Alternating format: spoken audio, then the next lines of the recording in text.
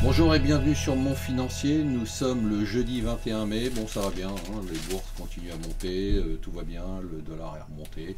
Donc on n'en parle pas, ça continue, encore des records ce matin, records notamment sur l'Asie et le Japon. Alors, Patrick Drahi, c'est très drôle quand même les réactions en France, c'est vraiment souvent un pays d'envieux et de jaloux. Alors bon, moi je dis pas qu'il va pas se casser la gueule un jour, tout le monde peut se casser la gueule, surtout les entrepreneurs.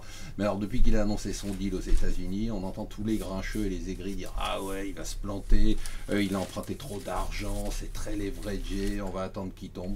Bon, peut-être qu'il tombera, mais en attendant, il entreprend, c'est déjà pas mal. Alors, pendant ce temps-là, eh bien, c'est la blague du jour, la France qui veut attirer les startups étrangères, voilà.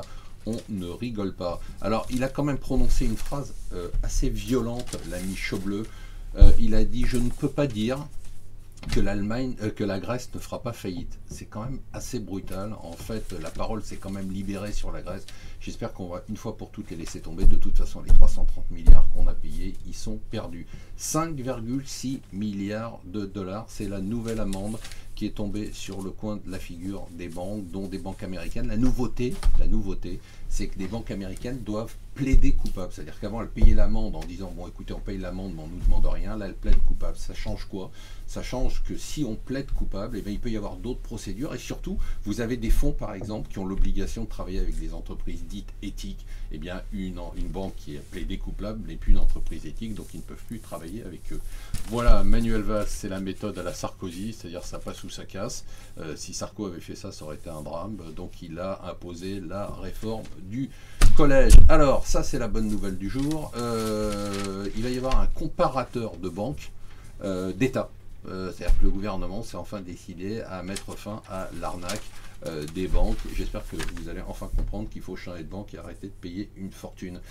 Ça pourrait être marrant, mais ça ne l'est pas trop. 19 milliards de dollars qui sont envolés en 47 minutes hier à Hong Kong. Une entreprise dont le cours de panneaux solaires, dont le cours a augmenté de 600% en 2 ans, dont le cours s'est effondré donc de 47% en quelques minutes.